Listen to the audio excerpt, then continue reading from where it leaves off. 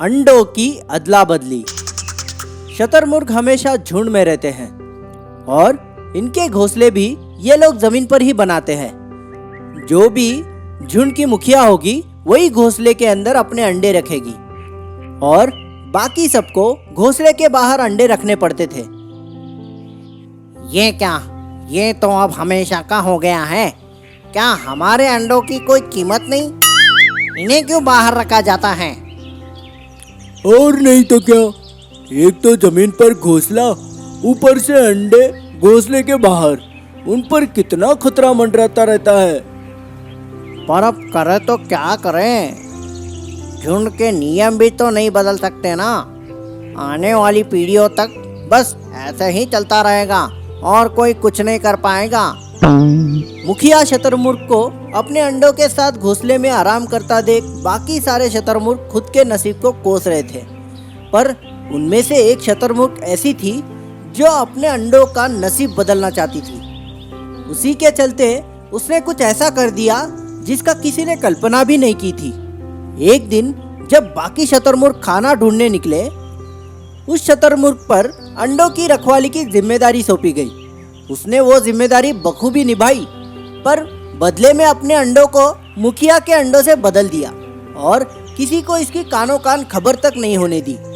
बस ऐसे ही दिन बीतते गए। अपने अंडों को सबसे ज्यादा सुरक्षित देख वो शतरमुर्ग मन ही मन खुश हो जाती और एक दिन एक एक करके सारे अंडों से बच्चे बाहर निकलने लगे और कुछ ही दिनों में उन्हें उनका सही आकार भी मिल गया। पर तभी एक चालाक शतरमुर्ग ने गड़बड़ी को भाप ही लिया। अरे, ये सिर्फ मुझे ही ऐसा लग रहा है या बाकी सबको भी? क्या लग रहा है वो तो बताओ। मुखिया के बच्चे इस शतरमुर्ग से मिलते हैं और इस शतरमुर्ग के बच्चे मुखिया से। कुछ तो गड़बड़ है, जरूर दाल में कुछ काला है। हाँ, और ये अपने बच्चों से ज्यादा मुखिया के बच्चों को ही प्यार देती हैं। ऐसा तो मैंने कभी नहीं देखा। सबकी शकी नजरों ने उस शतरमुर्ग को घेर लिया। काफी दबाव डालने के बाद उसने सच्चाई उगल दी और अपनी गलती मान ही ली। ये सब सुनकर सारे पंछी उस पर गुस्सा हो गए और झुंड के नियम तोड़ने की सजा के तौर पर उसे झुंड से बाहर निकल जाने को कहने लगे।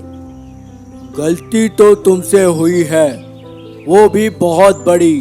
तुमने मुझसे मेरे बच्चों को दूर रखा और उनका ठीक से ख्याल भी नहीं रखा। मुझे माफ कर दीजिए, फिर से ये गलती दोबारा नहीं होगी। शतरमुर्ग नियमों के पक्के होते हैं, इसलिए उसे सजा देने सब ने सही समझा।